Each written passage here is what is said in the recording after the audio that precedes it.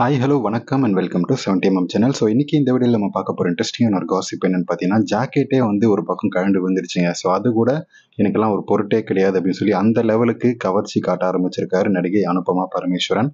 So இந்த நடிகை அதுவும் வந்து விழா மேடையிலே வந்து ஜாக்கெட் கழன்றதெல்லாம் வந்து வேற லெவல் ட்ரெண்டிங். ஸோ அந்த ட்ரெண்டிங்கை அந்த படத்துக்காகவே வேணும்னே வந்து காசை வாங்கிட்டு பண்ணியிருக்காரு.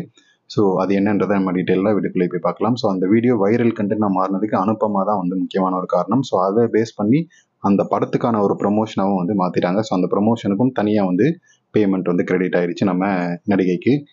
ஸோ இதெல்லாமே வந்து நம்ம டீட்டெயிலாக வீடியோக்குள்ளே போய் பார்க்கலாம். வீடியோக்கு போகிறதுக்கு முன்னாடி நீங்கள் நம்ம சேனல் சப்ஸ்கிரைப் பண்ணலாம். சப்ஸ்கிரைப் பண்ணி பக்கத்தில் இருக்கிற பெல் பட்டனை வந்து ப்ரெஸ் பண்ணிக்கோங்க. ஸோ நம்ம சேனலில் போஸ்ட் பண்ணுற எந்த வீடியோஸையும் நீங்கள் மிஸ் பண்ணவே மாட்டீங்க. ஸோ நடிகர் வடிவேலு அர்ஜுன் ஹீரோவாக நடித்த படத்தில் ஒரு காட்சியில் இப்படியான ஒரு டைலாக் வந்து பேசியிருப்பார். ஸோ அவளும் பெண் தானே, அவளுக்கும் வந்து அச்சம் மடம் நாணம்லாம் இருக்கும் இல்லையா, அந்த மாதிரி தான் வந்து கிண்டலாக பேசின மாதிரி அந்த மாதிரி தான் அந்த வார்த்தைக்கு இந்த நடிகை வந்து ரொம்ப பொருத்தமாக இருப்பார். நானும் வந்து நடிகை தானே, ஸோ எனக்கும் வந்து பணம் சம்பாதிக்கணும், புகழாக இருக்கணும் அப்படின்னு சொல்லி ஆசை இருக்காது. ஆனால் சினிமா இண்டஸ்ட்ரிக்கு வந்து 6 வருஷம் ஆயிடுச்சு, இன்னுமே எனக்கான வந்து அங்கீகாரமும் கிடைக்கல, எனக்கு பெரிய ஹிட்டும் கிடைக்கல, ரசிகர்களும் என்னை வந்து ஒரு கிரேஸாக ஒரு கனவு கண்ணியா அப்படின்னு சொல்லி என்னை பார்க்கவே இல்லை. ஸோ இதுக்கு எல்லாத்துக்குமே காரணம் நான் வந்து கவர்ச்சி காட்டாது மட்டும் தானே. ஸோ இனிமேல் பாரு, நான் கவர்ச்சி போயிலா மாற போகிறேன் அப்படின்னு சொல்லி தன்னுடைய ஒவ்வொரு ஸ்டெப்பாக நகர்த்தி வச்சார். முதல்ல வந்து கவர்ச்சி காட்டாமல் தன்னுடைய பின்னழகு முதுகை மட்டும் வந்து காட்டியிருந்தார். ஸோ நிதின் தெலுங்குல தமிழ்லையும் அவருக்கு வந்து படங்கள் இருந்தது. தமிழில் கவர்ச்சியும் காட்ட ஆரம்பிக்கல, காட்டினாலும் வந்து பெருசாக இங்கே ஓடுமான்னு தெரியல. அதனால தெலுங்குல கவர்ச்சிக்கு கமர்ஷியலுக்கும் அதிகமான ஒரு மார்க்கெட் இருக்கிறதால அங்கே அந்த மாதிரியான படங்கள் நடித்தா பணம் வந்து கொட்டும்.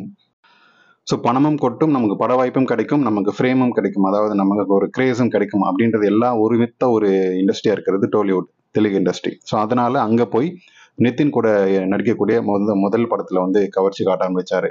ஸோ அந்த கவர்ச்சி அப்படின்னா பின்னாடி முதுகை மட்டும் காட்டி தன்னுடைய அழகை காட்டியிருப்பாரு.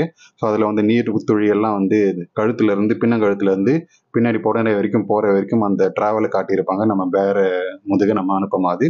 ஸோ அந்த வகையில் இப்போ அனுப்பமா ரீசெண்டாக நடித்த தில்லு ஸ்கொயர், ஸோ அடுத்தடுத்த படத்தில் முத்த காட்சிகள் லிப்லாக்னு சொல்லி நிறைய நடித்தார். ஸோ இப்போ தில்லு ஸ்கொயர் படத்தில் உச்சகட்ட கவர்ச்சி வந்து நெருங்கியிருக்காரு. தன்னுடைய கீழே வந்து வெறும் உள்ளாடை மட்டும்தான் தெரியும், அந்த அளவுக்கு முழு தொடையும் வந்து காட்டி ஒரு ஆக்ஷன் சீனை நடிச்சிருக்காரு.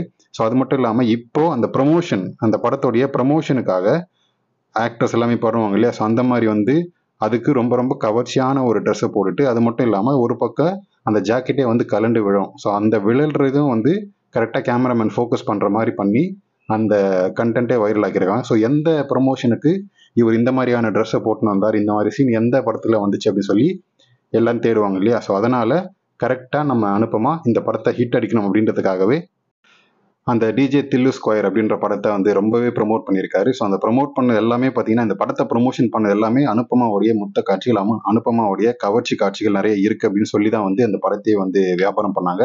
வியாபாரமும் பிச்சுக்குச்சு. படமும் வந்து மோடரேட்டாக தான் இருக்குது, ஆனால் வசூல் வந்து வாரி குவிச்சதுக்கான காரணம் அனுப்பமாவுடைய முத்த காட்சிகள், அந்த லிப்லாக் எல்லாமே தான். ஸோ இந்த வகையில் இந்த படத்தில் நடிக்கிறதுக்கு முன்னாடியே வந்து கரெக்டாக எல்லாமே சைன் பண்ணியாச்சு. சைன் பண்ணும்போதே வந்து தெளிவாக சொல்லியாச்சு, இந்த மாதிரியான காட்சிகள் இருக்கும்னு. அதுக்கான காட்சிகளுக்கு தனியாக வந்து எனக்கு பேமெண்ட் கொடுத்துருங்க. ஸோ நடிக்கிறதுக்கு எனக்கு வந்து 1 கோடி அப்படின்னு வச்சுக்கோங்க. ஆனால் இந்த மாதிரி காட்சிகள் நடிக்கிறதுக்கு எனக்கு 2 கோடி வேணும்னு சொல்லி அந்த படத்துக்கு மொத்தம் 3 கோடி ரூபா வந்து இந்த நடிகை வந்து வாங்கியிருக்காங்க. இது வந்து இந்த ப்ரொமோஷனுக்கு சேர்த்து இந்த மாதிரி வேலைகள் பண்ணுறாங்க இல்லையா, அதுக்கும் சேர்த்து தான் இந்த மாதிரி காசு. ஸோ எது எப்படியோ நடிகை அனுப்பமாவுடைய மார்க்கெட் தெலுங்குல இன்னும் வந்து 2-3 வருஷத்துக்கு அசைக்கவே முடியாத அளவுக்கு உச்சத்துக்கு போயிடுச்சு. ஸோ பணமழையில் நனைய போகிறாரு. தன்னுடைய உடலை வச்சு வியாபாரம் சூப்பராக வந்து பண்ணியிருக்காரு. ஸோ எது எப்படியோ உங்களுடைய கமெண்ட்ஸ்ன்றதை கமெண்ட் செக்ஷனில் மறக்காமல் சொல்லுங்கள். மறக்காமல் லைக், ஷேர் அண்ட் சப்ஸ்கிரைப் பண்ணுங்கள்.